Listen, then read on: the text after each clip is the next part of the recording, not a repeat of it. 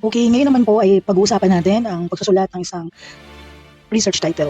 So, ang title natin ay tinatawag na working title kung hindi pa natin natatapos ang ating research at hindi pa rin natin ito naka-final. So, habang ginagawa natin ang ating research study, habang nasusulat tayo ng ating results and discussion, ng ating conclusion, okay, tatawagin natin ang ating research title na working title. Okay, so ibig sabihin, habang inaayos natin ang ating papel, ay pwede nating mabago at mas maitama pa ang tamang term na pwede nating ilagay sa ating title. Okay? Now, paano nga ba sumulat ng isang research title? So una, hindi tayo gagamit ng mga general words. Example, exercise and weight. So, anong unang rule? Dapat ang ating title ay specific. Kung ano ang gusto nyo ilagay na variable to measure at ano yung gusto nyong malaman outcome, kailangan maging very particular tayo doon sa isusulat natin sa research title. Another one is that kailangan natin umiwas sa paggamit ng mga abbreviation na hindi naman ganong kilala or siya very common sa mga readers. So as much as possible, when we write a title, sinusulat natin ng buo yung word. Hindi tayo nag-a-abbreviate. Okay? Another is that hindi madalas yung makita ang study of, pero hindi na siya masyadong ginagamit ngayon. Aalisin na natin yung salita study of. So, pwede tayong gumamit na lang ng yung investigation of, hindi na din. Anong pwede natin ilagay? Yung effects of violent video program. So, ang halimbawa, pwede tayong magsulat ng effects. But there are some titles naman na understood na, kaya inaalis na rin yung salitang effects. Okay? So, titingnan nyo mabuti yung mga words nyo sa inyong research title. Baka nagiging redundant. So, kung nagiging redundant siya, nagiging paulit-ulit yung meaning niya, kailangan mamili ka lang ng isa na mas akma sa iyong study. Pangapat, isama natin yung subject at scope by specifying your dependent and independent variable. So ito yung pinakamahalaga.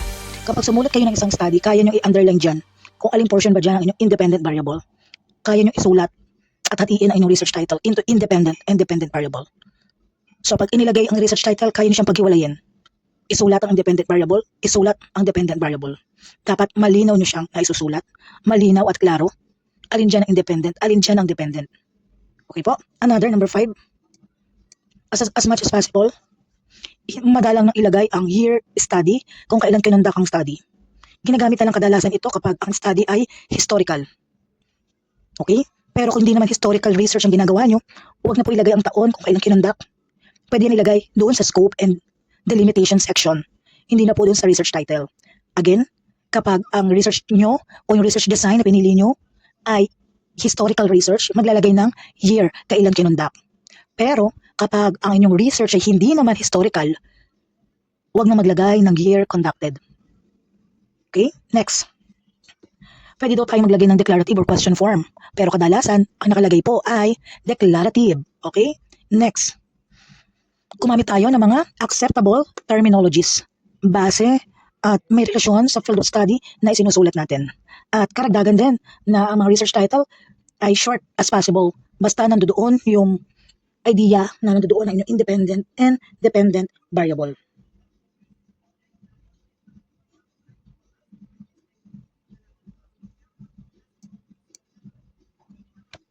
So kung ano po yung mga sulat na nakasulat sa inyong research title, dapat ay consistently visible siya at consistent yung ginagamit all throughout your research paper. Yun ang importante. Okay po? At nare-reflect siya sa inyong general problem. Nakikita yan din yan sa inyong scope and delimitation. At nakikita rin yan sa inyong table of contents. Yung mga variables na nandiyan sa research title, ilalagay din yan sa definition of terms. So that's how it connects to the other research section. Once again, your research title, siyang sumasalamin sa buong study mo. Kaya kailangan, pakapiliin nyo mabuti kung ano ba ang isusulat yung word, kung mas akma, appropriate para sa inyong paper. Okay? So once again, kailangan klaro, specific, concise, may relevance o may kahalagahan. Siguraduhin tumutugma ang inyong research objective sa inyong research title. At syempre, iwasan natin ang paulit-ulit na mga salita. Magkaiba man ng salita pero magkamukha lang naman ng content. Pumili lang ng isa. At syempre, i-highlight nyo dyan ang inyong independent variable at dependent variable. Hindi naman natin siya gagamitan ng highlight color, kundi alam nyo lang kung aling portion dyan. Ang nauna ba independent o ang pumapangalawa dependent? O nauna ang dependent o sumusunod ang independent variable. So, kahit alinong mauna dun sa dalawa, as long as malinaw, pwede po yun. So, syempre, kung gumagamit naman kayo ng survey research, indicate nyo naman ang scope. Pwede nyo banggitin yung panahon o grupo ng students na nakalagay sa inyong research study. So since hindi naman kayo survey at experimental kayo, mag-proceed tayo doon sa pagsusulat ng title tungkol sa experimental.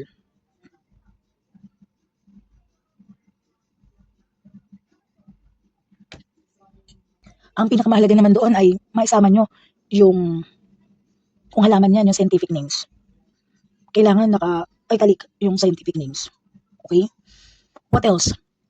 Sa pagsusulat ng research title, dapat ay naka-inverted pyramid. Hindi siya sinusulat ng parang pa-triangle. Kaya pag tinanaw nyo yung gilid ng una at huling letra, doon sa first line ng title, ito ay naka-inverted, pabalik na triangle. Okay po? Ayun lang.